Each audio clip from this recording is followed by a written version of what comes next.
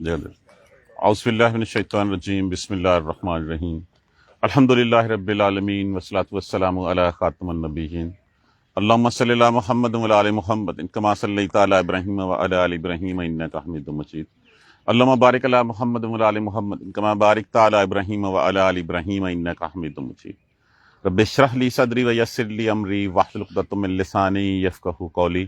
آج سورہ زخرف کی ہماری پہلی 20 آیات کی ریویژن کلاس ہے۔ سورہ زخرف مراد وہ سورت جس میں وہ زخرف کا نام لیا گیا ہے۔ زخرف کس کو کہتے ہیں؟ زیور کو۔ اس سورہ مبارکہ کی آیت نمبر 35 میں اس کا نام وہ لیا گیا ہے زخرف کا، زخرفن، اسی سے اس کا نام منسوب ہے۔ اور نام وہ صرف عنوان ہو سکتا ہے، نام ہو سکتا ہے، عنوان نہیں ہو سکتا اس کا۔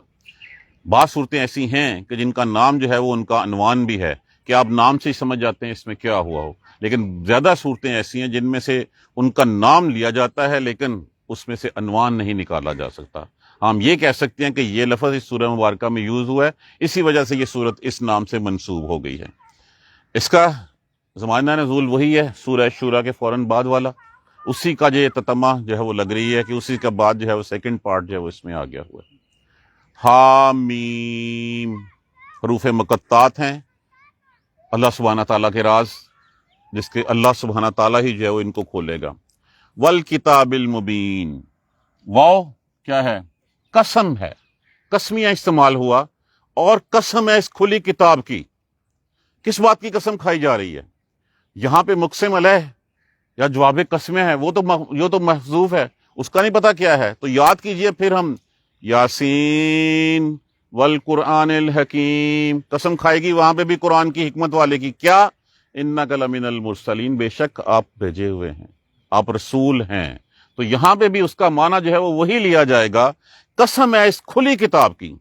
کھلی کتاب کی کیا کہ بالکل واضح، کوئی چیز ایمبیگوٹی میں نہیں، کوئی شکوک و شبہات میں ڈالنے والی نہیں، کھول کھول کے ہر چیز کو رکھ دینے والی، حق کو باطل سے جدا کرنے والی اس کتاب کی قسم ہے کہ آپ بھیجے ہوئے ہیں، کہ آپ اللہ کے رسول ہیں۔ اور اس کے بعد اِنَّا جَعَلْنَاهُ، بے شک بنایا ہم نے اس کو، قرآنً عربیًّا، عربی زبان میں۔ بے شک اس قرآن کو ہم نے عربی زبان میں بنایا۔ کیوں؟ اس وقت مخاطب لوگ کون تھے؟ عرب کے لوگ تھے، وہ عربی زبان ہی سمجھتے تھے۔ اگر یہ قرآن اس وقت فرانسیسی یا کسی اور زبان میں اترا تھا، ہمارے لیے تو اترا ہی نہیں ہے۔ ان کے پاس ایک سیدھا سیدھا وہ بہانہ تھا کہ ہم اس کو سمجھ نہیں سکتے، یہ تو ان لوگوں کے لیے جن کی یہ زبان میں ہے۔ اور دوسرا، قرآن کو عربی زبان میں اس لیے بھی اتارا گیا تاکہ ان کے پاس کوئی حجت، کوئی عذر، کوئی معذرت نہ رہے۔ اور تیسرا اس لیے یہ بھی بات ہے کہ اس قرآن کی جو فصاحت و بلاغت ہے وہ بہت بڑے عربی زبان کے وہ سرخیل مانے جاتے تھے، کہ اتنے بڑے شاعر اور فصیح اور عالم ہونے کے باوجود وہ اس جیسی کوئی کتاب اور نہ گھڑ سکے، نہ بنا سکے، معاذ اللہ ثم معاذ اللہ، اس جیسی کوئی کتاب نہ بنا سکے وہ۔ اور انہوں نے کوشش بھی کی اور کہا بھی کہ یہ کتاب محمد صلی اللہ علیہ وآلہ وسلم نے خود گھڑ لی ہے، کوئی سکھا کے آگے دے گیا ہے، بہت سارا کچھ منسوب کرتے تھے، لیکن اتنے بڑے عالم فصیح ہونے کے باوجود وہ اس جیسی کوئی اور چیز نہ نکلی۔ قرآن میں بارہا ان کو چیلنج بھی کیا اس بات کا کہ اس جیسا بنا لو، تو 10 سپارے بنا لو، ایک بنا لو، کوئی ایک صورت اس طرح کی بنا کے لے آؤ۔ عربی زبان کے ماہر ہونے کے باوجود وہ نہیں بنا سکے۔ بے شک بنایا، اتارا ہم نے اس قرآن کو عربی میں، کس لیے؟ لعلکم تعقلون، تاکہ تم سمجھ سکو اس کو۔ اب دیکھیے ہمارے لیے کتنی خوش قسمتی ہے کہ اردو زبان میں جو قرآن پاک میں وہ 98% حروف اردو زبان میں وہ استعمال ہوتے ہیں، آسان ہے ہمارے لیے۔ اور ایسے بھی جب اللہ سبحانہ تعالیٰ نے فرما دیا وَلَقَدْ يَسَّرْنَا الْقُرْآنَ لِلذِّكْرِ فَهَلْ مِن مُدَّكِّرٍ، ہم نے اس کو آسان نازل کیا ہے، کوئی اس سے نصیحت پکڑنے والا؟ تو یہ آسان ہے تاکہ تم سمجھ سکو اس کو۔ اصل میں ہماری ترجیحات میں قرآن نہیں ہے، اس وجہ سے ہمیں یہ مشکل لگتا ہے۔ ہماری پریفرنسز میں یہ کتاب نہیں ہے، ہم تو صرف ثواب کے لیے اس کو وہ لے لیتے ہیں، اصال ثواب یا حصول ثواب، یا کسی کو پڑھ کے بخش دینا ہے یا اپنے لیے پڑھ لینا ہے بس، اور کچھ نہیں۔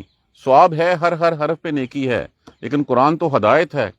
قرآن تو تمہیں بتاتا ہے کہ تمہیں زندگی کیسے گزارنی ہے، تمہیں کس لیے پیدا کیا گیا ہے۔ وَمَا خَلَقْتُ الْجِنَّ وَالْإِنسَ إِلَّا لِيَعْبُدُونِ، نہیں پیدا کیا ہم نے کسی جن و انس کو سوائے اس کے کہ وہ میری عبادت کریں۔ اب عبادت اس کا طریقہ کار کیا ہے؟ وہ طریقہ کار کتاب میں۔ اصل کتاب کون سی ہے؟ کتابن مکنون، لوح محفوظ، کہ وہ لوح محفوظ میں جو اللہ کے اصل میں اللہ کا پیغام حنیف ابراہیم کے اور موسیٰ کے، تو یہ متن وہی ہوتا تھا. پیغام پہلے دن سے روزے اول سے ایک ہی پیغام ہے. پیغام کیا ہے؟ لا الہ الا اللہ. یہ مختلف اوقات میں مختلف پیغمبروں کے ذریعے مختلف جو ہے وہ زبانوں میں وہی پیغام وہی متن جو ہے وہ اصل کتاب کہاں پہ ہے؟ وہ اللہ سبحانہ تعالیٰ کے پاس لوح محفوظ میں ہے. لعلی حکیم، بلند و بالا حکمت والی. اس کا کوئی حرف جو ہے وہ ایسا نہیں ہے جس کے پیچھے اللہ سبحانہ تعالیٰ کی حکمت نہیں ہے. ہر لفظ میں جو ہے وہ اگر آپ کھولیں گے ہر دفعہ اس میں سے نئی چیز ہمیں جو ہے وہ نظر آئے گی. اللہ سبحانہ تعالیٰ کی حکمتوں بڑی کتاب ہے. ہر لفظ کے پیچھے جو ہے وہ ایک پوری تاریخ، ایک پوری ہسٹری، ایک پورا بیان اس میں آتا ہے. اب کیا کہتے تھے قریش مشرکین مکہ کہ محمد صلی اللہ علیہ وآلہ وسلم نے خود بنا لیا اس کو، کوئی سکھا گیا ہے، کوئی جن آتا ہے اس کو، کوئی پڑھا گیا ہے اس کو. اب ان کے اس کہنے سے کیا یہ قرآن اتارنا ہم روک دیں؟ جو نصیحت لینے والے ہیں کیا ہم ان کا راستہ بھی روک دیں؟ افنضرب عنکم الذکر صفحا، کیا ہم اس کو بیان کرنا تم سے جو ہے وہ روک دیں اعراض کر کے؟ صرف اس لیے ان کنتم قوما مسرفین، اس لیے کہ تم حد سے بڑھ جانے والے ہو، تم نبیوں کی تکذیب کرتے ہو، استہزاء اڑاتے ہو، اس کتاب کو نہیں مانتے ہو اور کہتے ہو کہ یہ کتاب ہمارے اوپر بھی کوئی فرشتہ آئے اور ہمیں آ کے بتائے کہ ہاں یہ اللہ کا کلام ہے تو تب ہم مانیں گے. ہمیں کیسے پتا کہ یہ محمد صلی اللہ علیہ وآلہ وسلم سچ کہہ رہے ہیں، ان کے اوپر فرشتہ آتا ہے؟ وہ فرشتہ ہمارے پاس بھی آئے اور ہمیں آ کے تصدیق کرے کہ ہاں ہم واقعی محمد صلی اللہ علیہ وسلم کو جو ہے وہ یہ اللہ کا کلام پہنچاتے ہیں، تب یہ حد سے بڑھ جانا ہے. تو تمہارے اس کہنے سے کیا ہم جو ہے وہ اس کو بیان کرنا بند کر دیں؟ کیا ہم اس کو ان لوگوں کے لیے جو نصیحت پکڑنے دیں؟ وَكَمْ أَرْسَلْنَا مِن نَبِيٍّ فِي الْأَوَّلِينَ، اور کتنے ہی نبی ہم نے بھیجے اس سے پہلے ہوئے بھی. آپ ہسٹری پڑھ لیجیے آدم علیہ السلام سے لے کے آنورڈ، ہر امت میں جو ہے وہ کوئی نہ کوئی نبی آیا اور کوئی بھی نبی ایسا نہیں تھا جس کا جو ہے وہ لوگوں نے استہزاء نہیں اڑایا. کیوں؟ نبی کا استہزاء اڑانے کا مقصد کیا ہوتا ہے؟ صرف یہ مقصد ہوتا ہے کہ آج ہم نے نبی کی بات مان لی تو پھر ہمیں نبی کی اطاعت کرنی پڑے گی، ہمیں نبی کا اتباع کرنا پڑے گا. اگر ہم نے نبی کا اتباع کرنا شروع کر دیا، اس کی پیروی کرنی شروع کر دی، تو پھر ہماری سرداریاں، ہماری چودراہٹیں، ہماری ممبریاں کہاں چلی جائیں گی؟ ہماری بادشاہت کیسے چلی جائے گی؟ کیا ابو جہل کو نہیں پتا تھا کہ محمد صلی اللہ علیہ وآلہ وسلم اللہ کے رسول ہیں؟ وہ مانتا تھا کہ ہاں آپ اللہ کے سچے رسول ہیں. لیکن وہ بات یہی تھی کہ اگر میں نے مان لیا، ہماری تو اس قبیلے کے ساتھ آپس میں جو ہے وہ شروع سے چلی آ رہی ہے، وہ پانی پلاتے حاجیوں کو، ہم بھی پلاتے، انہوں نے اپنی تجوریوں کے منہ کھولے حاجیوں کے لیے، ہم نے بھی کھولے، ہم تو مقابلے میں کر رہے تھے. اب وہ کہتے ہیں ہمارے پاس نبی آ گیا، اگر ہم اس کو نبی مان لیں تو پھر ہم کہاں رہیں گے؟ ہم تو نیچے لگ جائیں گے. بس یہ تھا وہ صرف پوائنٹ جس وجہ سے اس نے ماننے سے انکار کر دیا. وہ مانتا تھا کہ آپ صلی اللہ علیہ وآلہ وسلم سچے ہیں، کہ اگر مان لیا تو پھر ہمیں جو وہ پیروی ان کی کرنی پڑ جائے گی. تو یہ پیروی تو کسی کوئی سردار ہوتا، اس کے اوپر جو ہے نبوت کی جو ہے وہ دستار سجائی جاتی تو پھر ہم مان بھی لیتے. یہ ایک یتیم بچہ جس کے جو ہے وہ جس کے پاس جو ہے وہ وراثت میں بھی کچھ نہیں ملا، اس کو جو ہے وہ ہم نبی مان لیں، اس کے پیچھے چل پڑے. تو یہی بات پہلی تھی. کم ارسلنا من نبی فی الاولین، اور کتنے ہم نے بھیجے پہلے نبی پہلے لوگوں میں سے. وما یاتیہم من نبی، اور نہیں کوئی آتا تھا نبی ان کے پاس، الا کانوا بہ یستہزئون، مگر یہ کہ وہ اس کا استہزاء اڑاتے تھے، اس کا مذاق اڑاتے تھے اس کو نبی ماننے سے. نوح علیہ السلام کے ساتھ کیا ہوا تھا؟ 950 سال تبلیغ کی. بندے کتنے ٹوٹل تھے؟ 80 یا 82. حساب لگا لیجئے کہ ہر 10 سال بعد ایک بندہ بنتا ہے. اور پھر جس وقت آپ کو کشتی بنانے کا حکم ہوا اس وقت لوگ آگے کیا کہتے تھے؟ بابا پاگل ہو گیا، یہ کیا بات ہوئی، کشتی بنا رہا ہے، یہاں پہ تو صحرا میں تو کوئی پانی وانی تو ہے نہیں، نہ کوئی ایک پانی کا قطرہ، اور یہ کشتی بنا رہا ہے یہاں پہ بیٹھا ہوا. تو یہ استہزاء اڑانا ہوتا تھا. حضرت موسیٰ علیہ السلام کو کیا کہتے تھے؟ کہ یہ جادوگر ہے، یہ جادو دکھاتا ہے ہمیں، یہ ساحر ہے. اسی طرح محمد صلی اللہ علیہ وآلہ وسلم کو بھی جادوگر، دیوانہ، مجنون، ساحر کیا کیا کچھ کہتے تھے. تو یہ جتنے نہیں بھیجا ہم نے کوئی بھی ان میں سے نبی، مگر یہ تھے کہ اس کا استہزاء اڑایا گیا. فَأَهْلَكْنَا أَشَدَّ مِنْهُمْ بَطْشًا، پھر ہم نے ہلاک کر دی ان میں سے جو طاقت میں تکڑے تھے، جو زور آور تھے، جو قوت والے تھے، وہ ہم نے ہلاک کر دیے. کیوں؟ ان کے اسی جرم کی وجہ سے. وَمَضَىٰ مَثَلُ الْأَوَّلِينَ، اور پہلوں کی مثالیں تو گزر چکی ہیں. کیا قوم نوح کے ساتھ نہیں دیکھا کہ ان کے سرداروں کے ساتھ کیا ہوا؟ قوم شعیب کے ساتھ کیا ہوا؟ قوم لوط کے ساتھ کیا ہوا؟ عاد و سمود کے ساتھ کیا ہوا؟ یہی کہ وہ لوگ جو ہیں وہ نبیوں کا استہزاء اڑاتے تھے، نبیوں کی تکذیب کرتے تھے. پھر ان کے بڑے لوگ جو تھے، جو طاقت میں تگڑے تھے، तुम किस खेत की मूली हो, तुम्हें कौन सी ताकत है, कौन से सुरखाब के पर लगे हुए कि तुम बख्शे जाओगे। ये तो सारे के सारे जो ताकतवर था, जिन्होंने नहीं माना, फिर क्या हुआ, उनका अंजाम क्या हुआ। अगर नहीं पता अंजाम का, फसीरू फिल अर्द, जमीन में चलो फिरो, तुम्हें नजर आ जाएगा। रसूलुल्लाह सल्लल्लाहु अलैहि वसल्लम के वहां मक्का से जो है वो अगर तबूक की तरफ जाते तो रास्ते में वो बस्तियां थीं, वो आदो समूद की जो है वो निशानियां थीं। आज भी डेड सी किसको कहा जाता है, हम सब जानते हैं उसको, कि कौमे लूत जहां पे तबाह हुई थी उसी को बहरे मर्दार कहा जाता है, कि बस्ती को उठा के जमीन पे इस तरह दे मारा गया था कि वो कितने 100 किलोमीटर जमीन के अंदर धंस गई थी, और आज तक उसमें जो है वो वहां पे कोई हयात जो है वो नहीं, जो जिंदा नहीं रह सकती उस पानी में। तो इसी तरह आदो समूद की वो, जिन्होंने उस वक्त इंजीनियरिंग के इतने शाहकार डिजाइन जो है वो दिए कि उस वक्त जो है वो पहाड़ों में मोहल्लात जो है वो पूरे शहर बसा दिए, स्तूनों के ऊपर घर बना दिए उन्होंने। आज हराम में मिस्र में देखेंगे वो इतने बड़े बड़े हजारों टन पीस कैसे रखे गए एक दूसरे के ऊपर। वो ताकत में कहीं ज्यादा थे, आगे पकड़ में आए तो फिर उसके बाद सबको हमने हलाक कर दिया। मज़ा मसलुल अव्वलीन, और ऐसी मिसालें गुजर चुकी हैं। ये तारीख कुरान पाक में और तारीख भी हमें बताती है कि हर कौम के ऊपर जो है वो अंजाम उसका क्या हुआ जिन्होंने तकज़ीब की। वलाइन सअल्तहुम, और अलबत्ता अगर आप पूछें इनसे, मन खलक़स समावाति वल अर्द, किसने पैदा किया जमीन और आसमान को, फट से जवाब देंगे अल्लाह ने। अल्लाह को इलाह, अल्लाह को अल्लाह तो मानते हैं, किसने पैदा किया इस कायनात को, अल्लाह। अल्लाह की रबूबियत के ऊपर इनको इनकार है, अल्लाह के रब होने के ऊपर इनको शक है। वो यही कहते हैं कि अल्लाह तो वो आसमानों पे बैठा हुआ है, उसको क्या पता मेरे दिल में क्या है, मुझे क्या चाहिए। जो मुझे चाहिए वो तो मेरे पीर को पता है, या इस कब्र में सोए हुए को पता है, या इस बुत खाने को बुत को पता है, इनको पता है। अल्लाह तो इतनी दूर है, अल्लाह ने तो अपने इनको जो है वो फिर अपना काम जो है वो डिस्ट्रीब्यूट कर दिए हुए। यही कहना था उन लोगों का। तो यहां पे भी जब उनसे सवाल करो किसने पैदा किया, फौरन ला यकूलन लुन्ना, अलबत्ता जरूर वो कहेंगे खलक़हुन्नल अज़ीज़ुल अलीम, इनको गालिब इल्म वाले ने पैदा किया है। मान वो यही रहे हैं।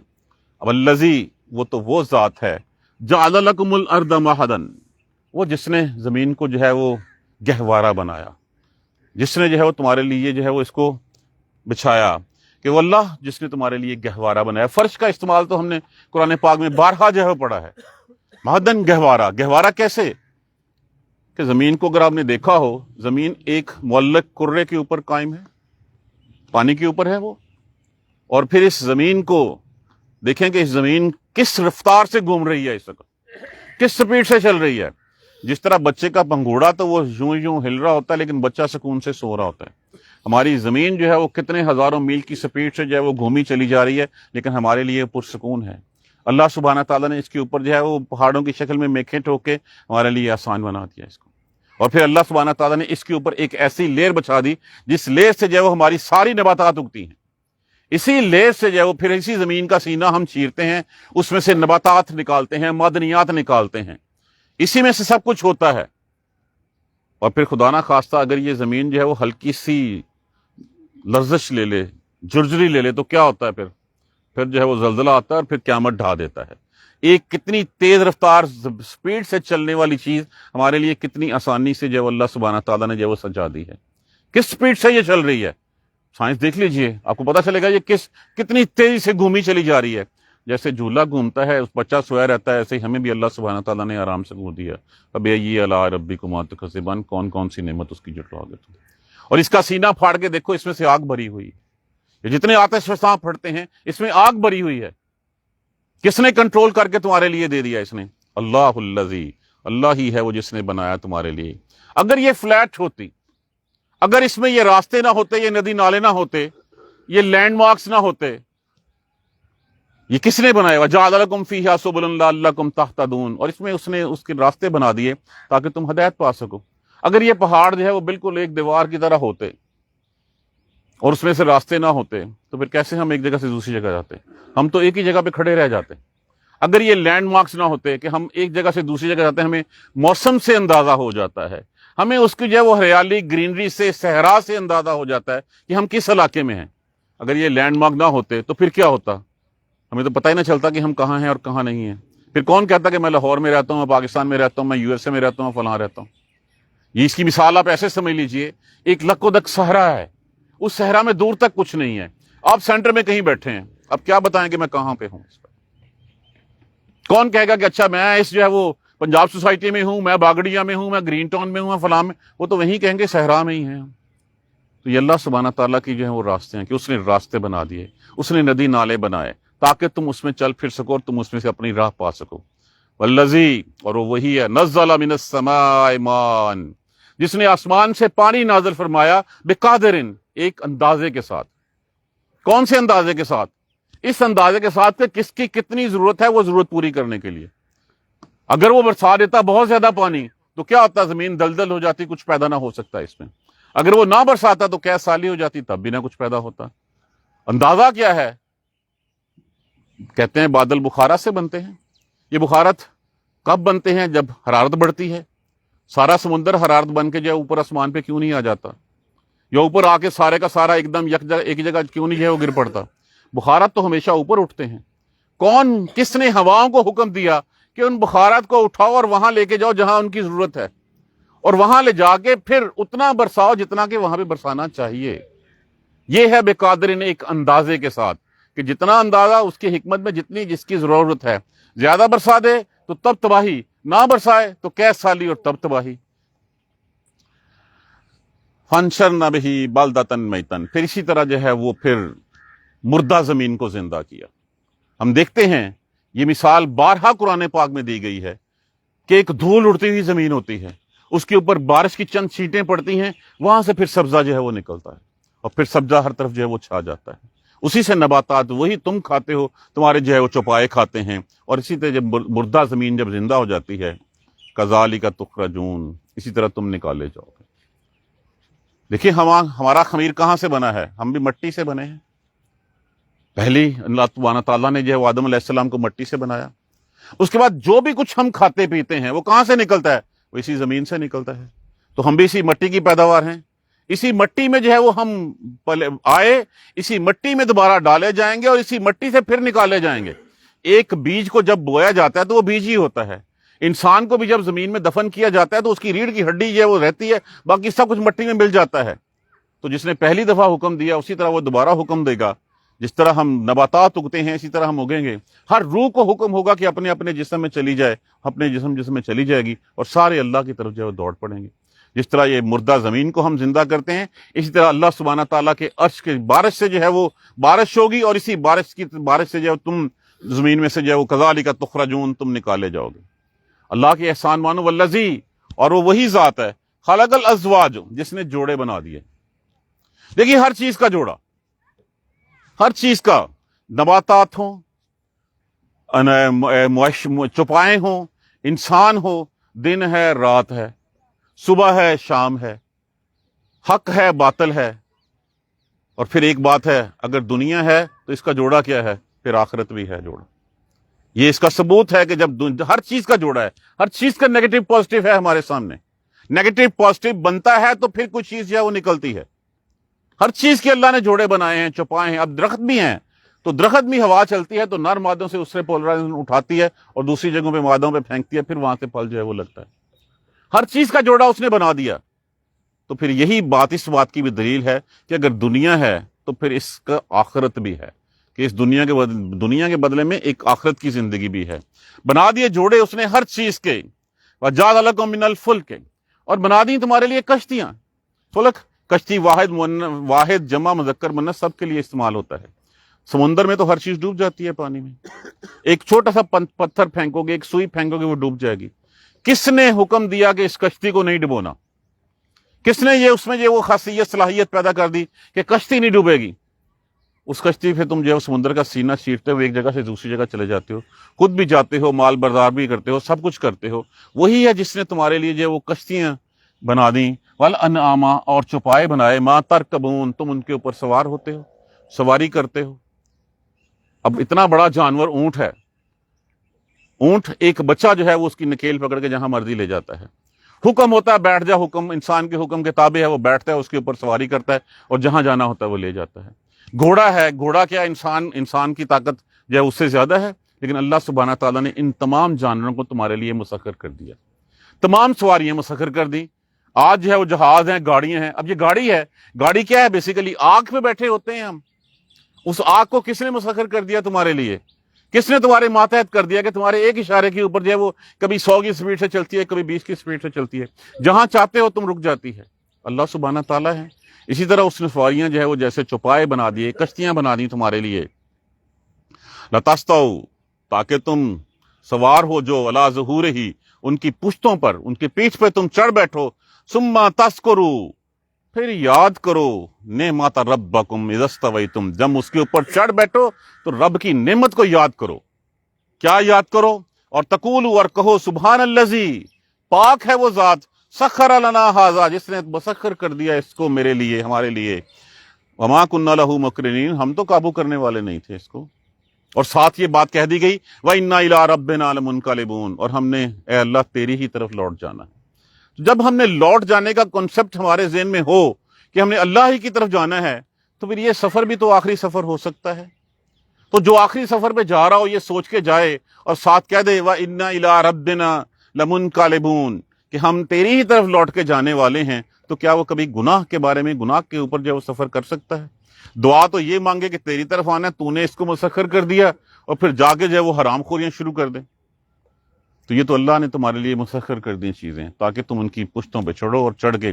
اس کے لیے میں نے آپ کو حدیث بھی سنائی تھی کہ ربیع بن علی فرماتے ہیں کہ حضرت علی رضی اللہ تعالیٰ عنہ ایک دفعہ ایک اونٹ پہ سوار ہوئے۔ سوار ہونے سے پہلے آپ نے بسم اللہ، اللہ اکبر، الحمدللہ اور سبحان اللہ، پھر اس کے بعد تین دفعہ کہے، پھر سبحان الذی سخر لنا ھذا وما کنا لہ مقرنین وإنا الی ربنا لمنقلبون، یہ پڑھ لیا، اور پڑھنے کے بعد پھر اپنی پشت ایسے سیدھی کی، اور پھر استغفر اللہ ربی من کل ذنب، اپنے پڑھی فاغفر لی، اور کہ مجھے بخش دے میرے اللہ، اور پھر ایک کھلکھلا کے ہنس دیے۔ پوچھا یا حضرت کیوں؟ انہوں نے کہا میں نے رسول اللہ صلی اللہ علیہ وسلم کو بھی ایسے دیکھا تھا، اور میں نے رسول اللہ صلی اللہ علیہ وسلم سے بھی پوچھا کہ یا رسول اللہ آپ کیوں ہنسے، کیوں اس طرح جو ہے مسکرا دیے؟ فرمایا کہ جب بندہ کہتا ہے نا فاغفر لی، تو پھر رب کہتا ہے کہ میرا بندہ صرف مجھی سے بخشش چاہتا ہے، اور اس کو یہ پتا ہے کہ صرف میں ہی ہوں جو معاف کر سکتا ہوں، تو اللہ بھی مسکراتا ہے اس وقت۔ تو پھر اللہ کو دیکھ کے جو ہے وہ نبی مسکرایا، نبی کو دیکھ کے میں مسکرایا۔ تو یہ ہے وہ طاقت، جس طاقت کی، جس کے اوپر تم اللہ سبحانہ تعالیٰ نے تمہارے لیے چیزیں مسخر کر دی، اسی کی طرف لوٹ کے جانا ہے، اور ہم اس کو جو ہے اس کو قابو کر، کیا ہم ہیں قابو کرنے والے؟ غور سے سوچیں، ذرا صرف سوچتے چلے جائیں کہ یہ کائنات اللہ کا تعارف ہے، یہ انٹروڈکشن ہے اللہ کا۔ ہم دائیں بائیں چیزیں دیکھتے ہیں، اگر ہم ان سے جو ہے وہ نہیں دیکھتے تو پھر کیا مطلب ہے؟ میں بھی اس پاک میں آتا ہوں، ایک جانور بھی آتا ہے یہاں پہ پھر پھڑا کے چلا جاتا ہے، میں بھی آتا ہوں، ایک ہی زمین ہے، پانی ایک ہے، کہیں انار ہے، کہیں انگور ہے، کہیں جو ہے وہ جامن لگی ہوئی ہے، کہیں آم ہے، کہیں کھجور لگی ہوئی ہے، کہیں پھول والا ہے، کہیں پھل والا ہے، کسی کی خوشبو کچھ ہے، کسی کی خوشبو کچھ ہے۔ اگر میں ان چیزوں کو دیکھوں، یہ سورج نکل رہا ہے، کس نے اس کو روز نکالتا ہے؟ کون اس کی جگہ بدل بدل کے جو ہے وہ نکالتا ہے؟ آج یہاں نکل رہا ہے، سردیوں میں یہاں نکلے گا، گرمیوں میں جو ہے وہ یہاں پہ نکل رہا ہوگا۔ تو کون نکالتا ہے اس کو؟ کون غروب کرتا ہے؟ کون چاند کو جو ہے وہ نکالتا ہے؟ جو پیدا تو ادھر سے ہوتا ہے اور پھر آہستہ آہستہ اپنی پیدائش کا رخ چینج کرتے کرتے جو ہے وہ یہاں پہ چلا جاتا ہے۔ کون سی طاقت ہے اس کے پیچھے؟ کوئی تو ہے، وہی اللہ سبحانہ تعالیٰ ہے، وہی ہمارا رب ہے۔ وجعلوا، اور اب ہم نے ان تمام اس کے انعامات کا کیا صلہ دیا اس کو؟ ہم نے اسی میں سے جو ہے اس کی اولاد بنا لی۔ ہم نے شرک فی الذات شروع کرنا شروع کر دیا۔ ہم نے شرک فی الذات نہیں کرتے تو ہم شرک فی الصفات شروع کر دیتے ہیں۔ وہ تو شرک جو تھے عزیر علیہ السلام، ان کو اللہ کا بیٹا بنا دیا، مسیح علیہ السلام کو اللہ کا بیٹا بنا دیا، فرشتوں کو اللہ کی بیٹیاں بنا دیا۔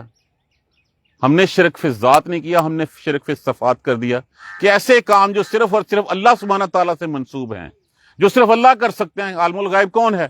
اللہ۔ ہم نے لوگوں کو بھی بنا دیا۔ رزق دینے والا کون ہے؟ اللہ۔ ہم نے لوگوں کو منسوب کر دیا۔ اولاد دینے والا کون ہے؟ اللہ۔ ہم نے دوسروں کے دروازوں کے اوپر جا کے جو ہے وہ ٹھوکریں کھانی شروع کر دی۔ بیٹا دینا ہے یا بیٹی دینا ہے، کیا دینا ہے، کس کے پاس ہے؟ اللہ کے پاس۔ ہم نے لوگوں سے مانگنا شروع کر دیا۔ وہ تو خود مخلوق ہیں، وہ تو خود محتاج ہیں۔ جب وہ خود محتاج ہیں، جو خود مخلوق ہو، وہ دوسروں کے لیے کیا کر سکتی ہے؟ کر تو وہی سکتا ہے جو حقیقی معنوں میں ولی ہے، جو حقیقی معنوں میں جو ہے وہ ساتھی ہے، کارساز ہے، جو مشکل وقت میں کام آتا ہے، جس نے تمہیں پیدا کیا، جس نے تمہیں پالا، جس کی طرف تم لوٹائے جاؤ گے۔ وجعلوا، اور بنا لیے اس کے لیے، من عبادہ، اسی کے بندوں میں سے، جزء پارٹ۔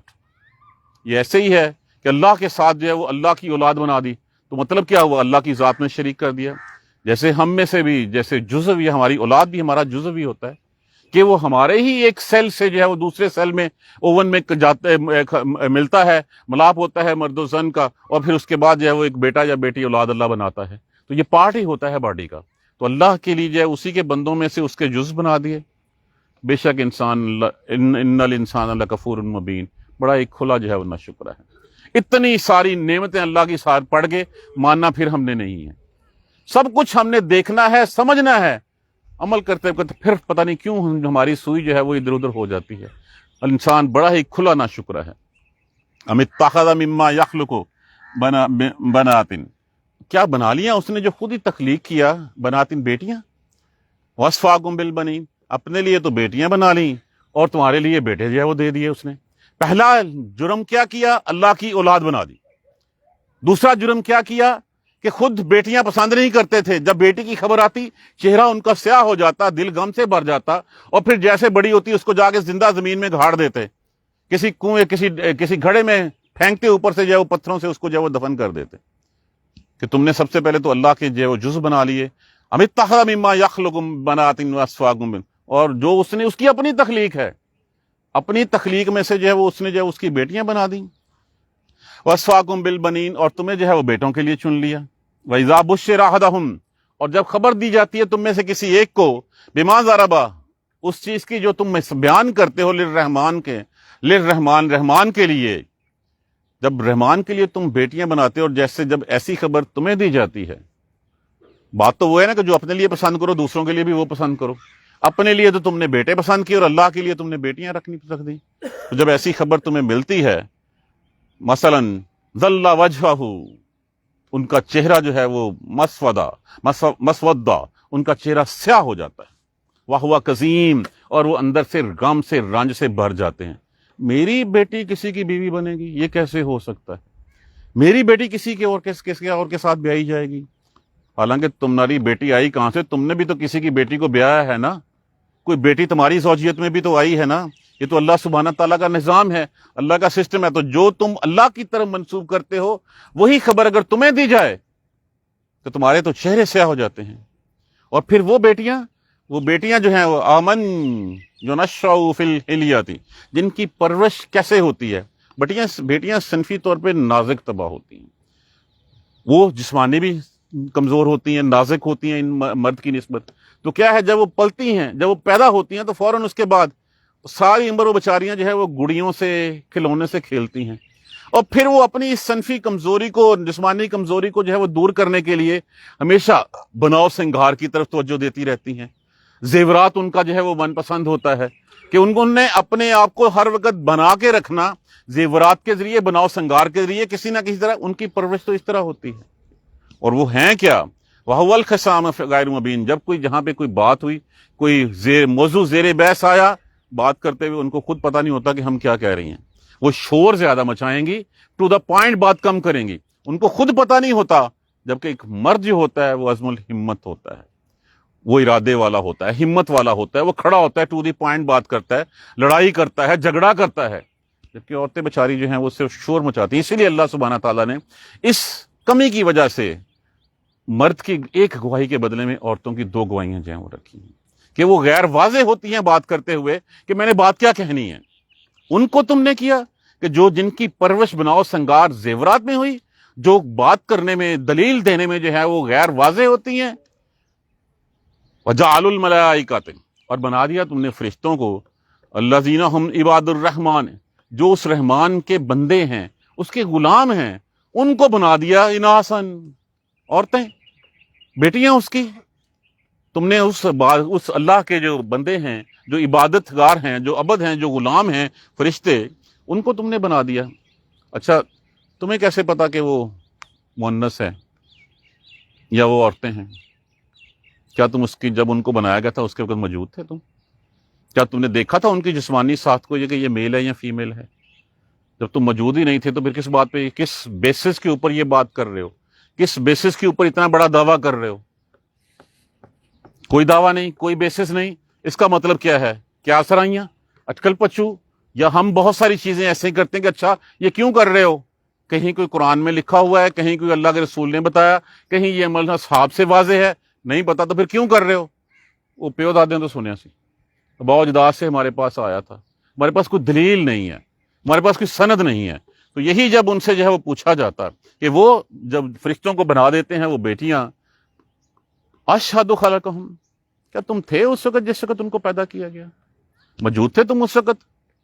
کوئی موجود نہیں تھے، کوئی جواب نہیں آگے سے، صرف ابا اجداد سے سنتے ہیں یہ لات کیا تھا، یہ عزا کیا تھا، یہ سارے کے سارے جو ہیں وہ کیا تھے، نائلہ اصاف کیا تھے، کہ یہ ساری جو ہے وہ انہوں نے بنا کے رکھی چھوڑی تھی۔ اشہدو خلقہم، کیا تم اس وقت تھے جب ان کو بنایا گیا؟ ستکتبو، ان قریب ہم لکھ لیں گے، شہادتہم، یہ تمہارا کہنا، یہ جو تم الزام لگاتے ہو اللہ کے اوپر، یہ جو گواہی دیتے ہو یہ تمہاری کہ ہم وہ بیٹیاں ہیں، یہ ہم لکھ بھی لیں گے، وہم ویسألون، اور تم سے پوچھیں گے بھی۔ جس وقت ہمارے پاس آؤ گے اس وقت پوچھیں گے ہاں بیسس بتاؤ کیا تھی، کوئی بیسس نہیں تھی، پھر لاؤ کہاں سے لائے تھے تم، ویسألون، اور ان سے سوال بھی کیا جائے گا ایسا۔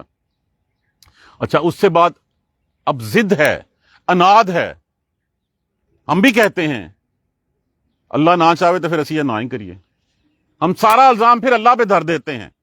دیکھیں اللہ کی مشیت ہونا اور چیز ہے، اللہ کی رضیت ہونا اور چیز ہے۔ مشیت میں تو ہے، اگر یہ بتوں کو پوجنا یا فرشتوں کو اللہ کی بیٹیاں بنانا یا کسی اور کو اللہ کا بیٹا بنا دینا، اللہ کے ساتھ ملا دینا، یہ اللہ کی مشیت کے ساتھ ہو رہا ہے تو بہت، یہ قتل و غارت، یہ ڈاکہ زنی، یہ چوری، یہ زنا، یہ بھی تو اس کی مخلوق ہی کر رہی ہے۔ مشیت تو وہ ہے کہ وہ جو کام اس کی مشیت ہے، لیکن رضیت کیا ہے اس کی، وہ کس بات سے راضی ہوتا ہے؟ کہتا ہے تمہیں پیدا کیا، تمہیں اپنی طرف سے ایک ہدایت بھیجوں گا، اس ہدایت کو تمہیں سکھانے والا بھیجوں گا ساتھ، جس نے اس بات کو مان لیا اس کے اوپر میں راضی ہوں۔ جو اس راہ پہ نہیں چلا، جس راہ پہ جو ہے وہ چل کے میرے پاس آیا جا سکتا ہے، پھر میں تم سے سب کو جو ہے وہ جہنم میں ڈال دوں گا۔ اور وہ راستہ کس کا راستہ ہے؟ طاغوت کا راستہ ہے، وہ شیطان کا راستہ ہے۔ وقالوا لو شاء الرحمن، اور کہتے ہیں اگر چاہتا رحمان، ما عبدناہم، ہم عبادت نہ کرتے ان کی، ہم ان کے پیچھے نہ چلتے۔ یہی ہمارا بھی اس وقت ہے، اللہ راضی نہ ہوں تو مینوں انہیں پیسے نہ دیندا، اب میں جو مرضی حرام خوریاں کری جاؤں اور ساتھ اس کو منسوب کر دوں کہ اللہ سبحانہ تعالیٰ جو ہے وہ مجھ سے راضی ہیں۔ یہی سب سے بڑی غلط فہمی ہے ہماری۔ دیکھیں جتنا کوئی اسباب ہوتا ہے، جتنا مال ہوتا ہے، جتنا علم ہوتا ہے، جتنی قوت ہوتی ہے، اتنا بڑا امتحان بھی ہوتا ہے۔ اللہ نے جتنے پیسے زیادہ دیے ہیں، اللہ نے امتحان بھی اتنا بڑا لینا ہے کہ اس کو کیسے خرچ کیا تم نے۔ تمہیں تو بتا دیا تھا کہ اچھا یہ تو فرض ہے 2.5% زکوٰۃ، اس کے بعد کہا تھا تیرا ماں باپ بھی تیری ذمہ داری ہے، تیری اولاد ذمہ داری ہے، تیرے بہن بھائی بھی تمہاری ذمہ داری ہے، ان کو بھی تم نے دیکھنا ہے کہ کون کمزور ہے، کس کے پاس کچھ نہیں ہے، ان کو بھی تم نے فیڈ کرنا ہے۔ تم نے اپنے اہل محلہ کو بھی دیکھنا ہے، تم نے مسکینوں یتیموں کا حق بھی جو ہے وہ دینا ہے۔ تو جتنا بڑا اسباب ہوگا، علم کا، طاقت کا، جسم کا، مال کا، اتنا ہی بڑا امتحان بھی ہوگا۔ اور پھر یہ سمجھ لینا کہ جی اللہ نے ایتھے اتنا کچھ دیتا تھا، اللہ آگے کیوں نہ دوں؟ اللہ دے کے تو آزما رہا ہے یہاں پہ، کیا تم اسی کی راہ پہ چلتے ہو کہ نہیں چلتے ہو؟ اگر نہیں چلتے ہو تو پھر کس بیسس پہ ہم کہہ سکتے ہیں کہ اللہ جو ہے وہ مجھ سے راضی ہے؟ اللہ تو امتحان لے رہا ہے، اللہ نے تو مہلت دی ہوئی ہے تاکہ اللہ آزمائے تم سے، نہیں تو تم کہیں اللہ کی زمین سے جو ہے وہ بھاگ تو نہیں سکو گے۔ لا تنفذون الا بسلطان، تم نہیں بھاگ سکتے، نہیں چھوڑ سکتے زمین و آسمان کے کنارے کو، اس کی مرضی کے بغیر سانس لے کے دکھا دو، تم اس کی مرضی کے بغیر ایک نوالا جو ہے تم آگے لے جاؤ۔ اگر چاہتا اللہ تو نہ عبادت کرتے ہم، ما لہم بذالک من علم، ان کے پاس اس بات کا کوئی علم نہیں ہے، ان کے پاس کوئی سند نہیں ہے، کوئی گواہی نہیں ہے ان کی۔ انہم الا یخرصون، نہیں ہے وہ مگر کیا سرائیاں کرتے، اٹکل پچو لگاتے۔ اپنے گریبان میں ہم جان کے دیکھ لیں کتنے کام ایسے ہیں جن کا قرآن و سنت میں کوئی تذکرہ نہیں ہے۔ ہم سے جب کوئی پوچھتا ہے کہ ہاں جی یہ کیوں کیے، ابا اجداد کرتے آ رہے تھے میرے، تو ہمارا رول ماڈل ابا اجداد نہیں ہے، ہمارا رول ماڈل رسول اللہ صلی اللہ علیہ وآلہ وسلم کی ذات مبارکہ ہے۔ میں اکثر کہا کرتا ہوں کہ میرے باپ کا، چلو باپ کو چھوڑ دیجیے، میری زندگی کے بہت سے حصے ایسے مخفی ہوں گے جو میری اولاد کو نہیں پتا ہوں گے۔ اب کیا اولاد جو ہے بغیر دیکھے میرے کہے پہ چلنا شروع کر دے، اللہ کے رسول کی بات کو چھوڑ دے، تو پھر وہ گمراہی کے گڑھے میں گرے گی۔ رول ماڈل کون ہے؟ رسول اللہ صلی اللہ علیہ وآلہ وسلم کی ذات مبارکہ۔ ہمیں اس راہ پہ چلنا ہے۔ کیوں؟ آپ صلی اللہ علیہ وآلہ وسلم کی ساری سیرت ہمارے سامنے کھلی کتاب کی طرح ہے۔ کیسے سوتے تھے، کیسے جاگتے تھے، کیسے اٹھتے تھے، کیسے بیٹھتے تھے، کیسے مسکراتے تھے، تنہائی میں کیسے ہوتے تھے اپنی بیویوں کے ساتھ، خلوت میں کیسے، جلوت میں کیسے، بال کتنے سفید تھے، چلنا کیسا تھا، مسکرانا کون سی چیز ہے جو ہمیں نہیں پتا۔ ہر چیز ہمیں پتہ ہے. اتنی بات کیا ہم اپنے باپ کے بارے میں بتا سکتے ہیں؟ کبھی نہیں بتا سکتے ہم. تو ہمارا تو رول ماڈل وہ ہے، ہمیں انہی کے پیچھے چلنا ہے. ان سے پوچھا جائے کہ جن کے پیچھے تم چلتے ہو اس کی کیا سند ہے؟ کوئی جواب نہیں ہے ان کے پاس. انہم الا یخرسون، نہیں ہے وہ مگر کیا سرائیاں کرتے ہیں، اٹکل پچو دوڑاتے ہیں. فلاں نے کہہ دیا، فلاں نے کہہ دیا.